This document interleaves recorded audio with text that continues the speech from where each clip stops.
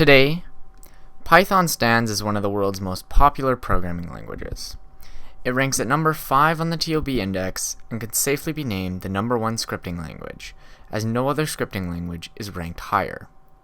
But it wasn't always this way, so how did Python come about? Python isn't exactly a new concept. It was conceptualized by a man named Guido van Rossum in the late 1980s as a successor to the ABC programming language, another programming language created at Van Rossum's workplace, CWI, the National Research Institute for Scientific Research in the Netherlands. Much like ABC, Python wasn't aimed at systems programming and was designed to be easy to learn. But unlike ABC, Python included support for exception handling and was originally targeted at the Amoeba operating system. Now, the Amoeba operating system was a time-sharing system built at an Amsterdam university, which, like time-sharing itself, has fallen out of favor. But Python lives on. Van Rossum started the actual implementation of Python over the Christmas holidays in 1989. It wasn't actually named after the snake, by the way. It was named after the British TV show Monty Python's Flying Circus. He continued working on it privately until February of 1991, when the first version, 0.9.0, was released. Python included many features of the language like classes, functions, and data types, such as lists, dictionaries, and strings, in addition to the aforementioned exception handling. Version 1.0 of Python came about in January 1994. One of the most notable new features was increased support for the functional style of programming, with tools such as lambda, map, filter, and reduce. Interesting to note, these new features weren't actually developed by Van Rossum, and instead were developed by a Lisp hacker who missed them and submitted working patches. Van Rossum would continue working on Python at CWI until 1995, after the release of Python 1.2. After that, Van Rossum crossed the Atlantic, finding a job at the Corporation for National Research Initiatives in Reston, Virginia.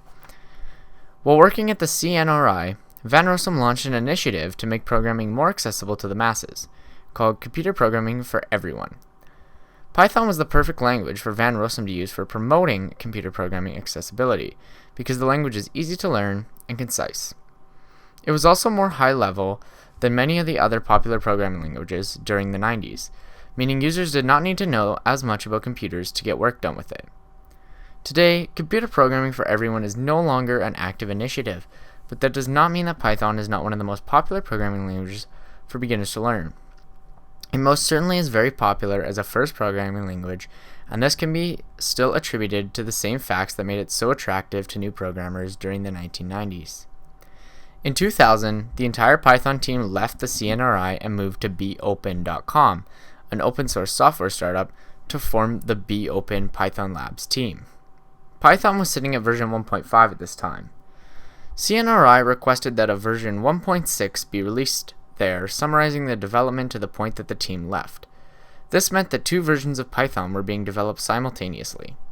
Python 1.6 was being developed at the request of CNRI, while version 2.0 was being developed at beopen.com. The most significant and important change with 2.0 wasn't about the code or language itself, but the way it was developed. Up until this point, Python was developed in a relatively closed fashion. With 2.0, Python became more like a standard open source project that would have a life after Guido. Python was moved to SourceForge, granting CVS access to more people and providing an easy way to submit patches and bugs. The Python Labs team only released 2.0 at the now defunct beopen.com. By version 2.1, they had moved to Digital Creations, now part of Zope, an object-oriented web application server written in Python. The next major revision to Python was Python 3.0, sometimes called Python 3000. It wasn't backwards compatible with 2.0. Instead, Python 3.0 opted to focus on removing duplicative constructs and modules, stating that there should be one and only one obvious way of doing things. Version 3.0 was released in December of 2008. The Python developers knew that not everyone would be ready to switch to Python 3 right away, and continued working on Python 2.